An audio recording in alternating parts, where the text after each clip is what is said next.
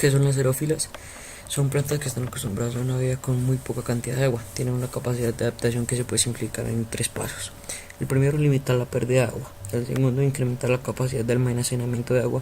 Y el tercero, optimizar la obtención de agua del suelo. Las xerófilas viven en lugares áridos y poca disponibilidad de agua, como los desiertos. Y hay unas que son llamadas subxeróficas que se encuentran en bosques tropicales muy secos. Bueno, nutrición. Al hablar de nutrición hablamos de cómo absorben el agua y nutrientes las plantas xerófilas. Bueno, estas tienen ciertas aptitudes para lograr conseguir agua en condiciones adversas. Por una parte, numerosas plantas xerófilas han desarrollado una serie de adaptaciones fisiológicas destinadas a reducir la transpiración a través de la cutícula. Además, cuando las temperaturas son excesivas, cierran los estomas, lo que limita la pérdida de agua, pero reduce en la misma proporción el intercambio de gases con la atmósfera y el tiempo durante el que se puede desarrollar la fotosíntesis. En cuanto a adaptaciones morfológicas, lo primero que llama la atención de estas plantas es su forma, ya que predominan las de porte almohadillado o esférico.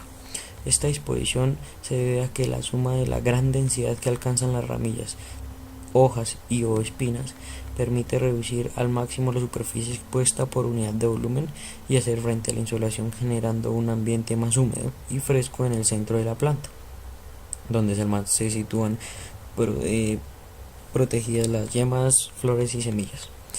Las adaptaciones morfológicas en las raíces. Las raíces suelen ser muy extensas y superficiales, formando una tupida red en los 2 o 3 primeros centímetros del suelo y permitiendo a la planta absorber el máximo de agua, al ser escasa en las condiciones en las que viven.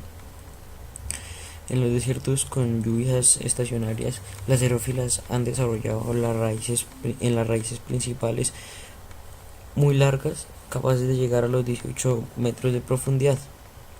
Bueno, las xerófilas también tienen algunas adaptaciones morfológicas en las hojas, las cuales les ayudan a sobrevivir en condiciones adversas y a tener una mejor obtención de agua.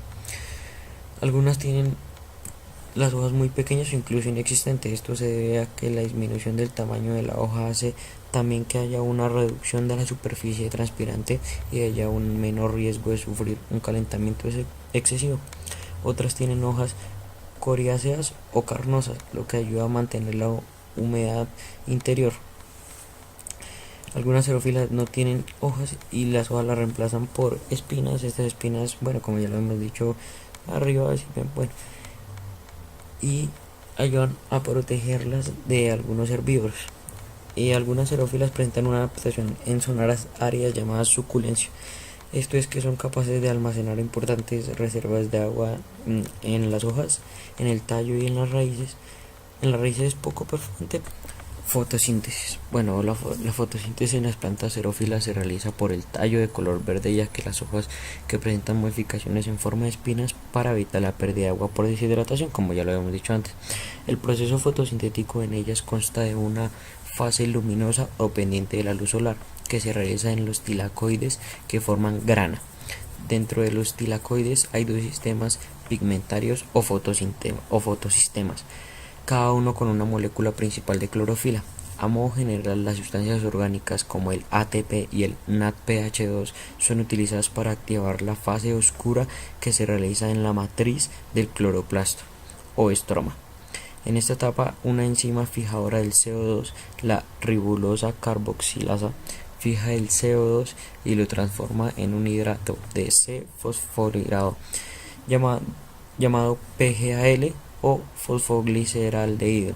A partir de las vueltas o revoluciones que se producen en el ciclo de Calvin o el del C3, el PGAL dará origen a moléculas orgánicas de mayor complejidad como el almidón y entre otros. Bueno, como las xerófilas están adaptadas a climas desérticos donde el agua escasea, presentan un tejido especial llamado parénquima acuífero, destinado al almacenamiento de agua en épocas de lluvias en esos ambientes.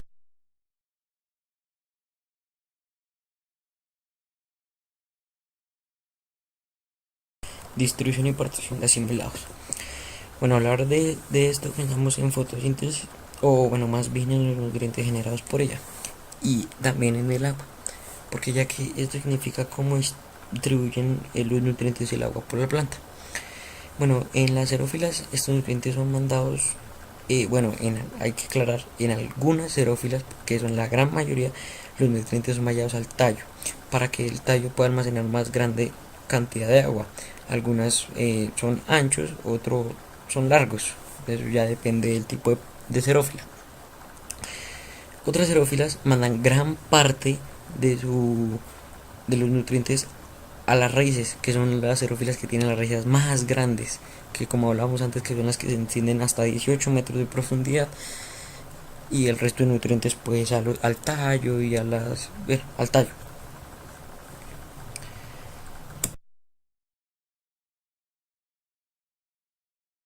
Dinámica de crecimiento. La dinámica de crecimiento en xerófilas o xerófitas. Bueno, para entender la dinámica del crecimiento hay que entender qué es lo que sucede a lo largo del crecimiento de la planta. Comenzaremos con la semilla. Bueno, la germinación de las semillas en lugares con poca disponibilidad de agua, como los desiertos, que son el hábitat de la mayoría de xerófilas, aunque como ya lo hemos dicho existen las subxerófitas, que son las que viven en bosques tropicales secos, pero bueno. En los lugares con poca disponibilidad de agua está por dos factores: la temperatura, en el sentido de que influencia la estacionalidad de precipitación, o sea, la época en que llueve, y la cantidad de agua disponible. Las semillas en lugares áridos experimentan extensos periodos de letargo durante las sequías. De lo contrario, en caso de que la planta llegase a germinar, moriría rápidamente por falta. Es por eso que solo cuando las semillas absorben gran cantidad de agua se difunde a través de la semilla una sustancia química conocida como giberelina. Esta, en presencia de agua, se moviliza hasta la capa de aleurona, en donde se liberan enzimas digestivas que digieren el almidón de la semilla, liberando azúcares y otras sustancias que permitirán el crecimiento del embrión. Bueno, de no darse las concentraciones de agua requeridas, la semilla no liberará la giberelina y seguirá produciendo el ácido abscísico, que estimulará su letargo hasta que la humedad correcta se dé en el ambiente. Bueno, en todo el proceso de crecimiento de la planta intervienen unos reguladores de crecimiento, cada uno con funciones distintas. La auxina, que fomenta la división celular, las citoquinas, que estimulan el desarrollo de cloroplastos, y los brasinosteroides, que incentivan el alargamiento de las células del tallo. Después de un tiempo, la planta ya estará lista en capacidad de dar origen a nuevos organismos, o sea, a nuevos individuos. Aquí entra nuevamente en acción la giberelina, estimulando la aparición de las flores cuando los recursos no están tan limitados.